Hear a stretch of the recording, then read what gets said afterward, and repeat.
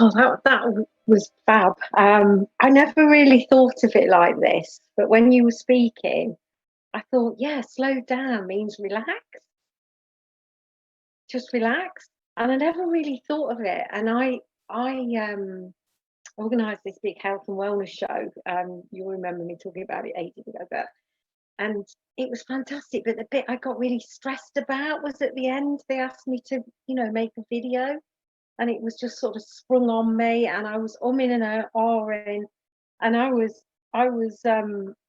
it wasn't just umming, I kept saying so this and so that, and I kept adding as well on the end of everything I said. And I just cringe when I look at that video. I would be the person who would avoid being on video normally, but because I'd organised the event, and the family that at Keythorpe Manor that were hosting it for me, the videographer came up to us and said, "You're the organizer and you're the host. I'm going to video you and the family now." And it's like, normally I would have ducked out of that bit. So I was proud of myself that I actually went through with it. But I do cringe at that video now. And I wish Yeah. I'd relaxed, because the real juice was when me and the family sat down before and after the video and just had a really great chat about what had happened on the day. And that was really natural. And if that had been recorded, that was the real juice. Whereas I was insecure and awkward, and Yeah, love everyone that. could see that.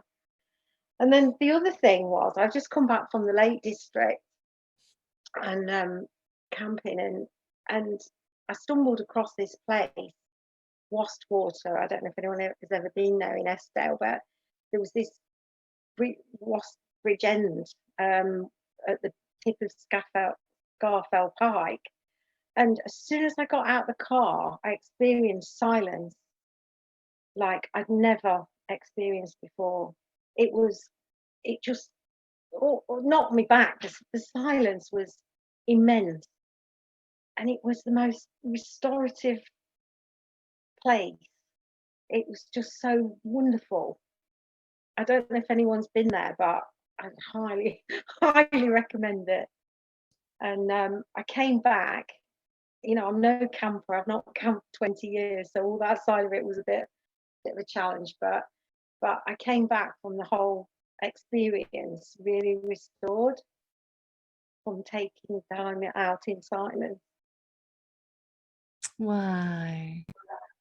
Wow. And people go on silent retreats, don't they? I've never been on They one do. myself, Yeah. but I can really understand that now. I've always thought it's such a good idea to go on a silent retreat, but then I never felt like I could be silent. But I love what you shared about realizing that silence means relax. I love that so much, because if you see that, you will relax more. And yeah, you will get that silence. And absolutely right. In any situation, yes, it's nice to go to Scaffold Pike and all of those things. But in any situation, if you know that you can get calmer or quieter or silence from relaxing, you'll find a way of doing that. And maybe the next video, you'll have that in mind. And I mean, it's a fact of life that we get videoed for everything. We have these digital personalities and so on, and it's just the way it is now. And of course, the juice is in when you're having that natural conversation. But we can bring an element to that through that relaxing and allow the space for whatever it is to come through. I noticed earlier I had quite a lot to do, and I really enjoy having some space before a call like this. I really enjoy having, I think the quality of where I'm coming from, and my experience is different when I've slowed down prior. And I've always known that, but I've sometimes found it hard to implement because there's so much to do. So it can be that in the past, when, for instance, when Derek and Omar and myself would be running a program together, I would take 2 or 3 hours out before that program and deliberately have that time. And then when we ran it a few times, it'd be half an hour, and then I'd jump on and then I'd be ready. And it would take me quite a while to like pull back and slow back down again. And so I was really busy earlier, and I was so tempted to fill the space with what I had to do next. And because I've really seen the power of the silence and the power of relaxing, something just happened in my head which sort of alerted me, oh, you're going into the wrong gear there. You're going into the next gear up, not the next gear down.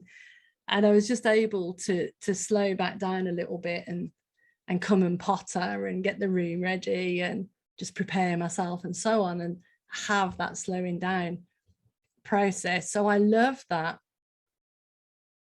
how our sensitivity to what's going on increases when we have that shift. And to get that shift is to keep being curious and looking in the direction, as you know.